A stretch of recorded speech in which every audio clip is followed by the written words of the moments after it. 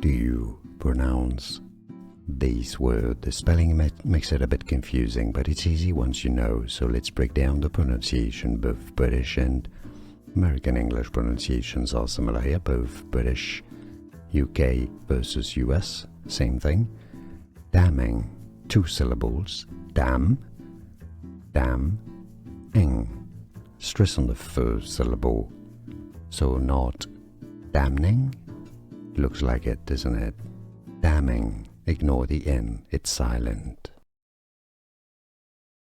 How do you pronounce this word? The spelling makes it a bit confusing, but it's easy once you know. So let's break down the pronunciation. Both British and American English pronunciations are similar here. Both British, UK versus US, same thing. Damning, 2 syllables. Dam, ing. Stress on the first syllable. So not damning. Looks like it, doesn't it? Damning. Ignore the N, it's silent. Here are more videos on how to pronounce more confusing words and names too many mispronounced. Like this video if you found it useful. I appreciate your support. I'll see you soon and thanks for watching.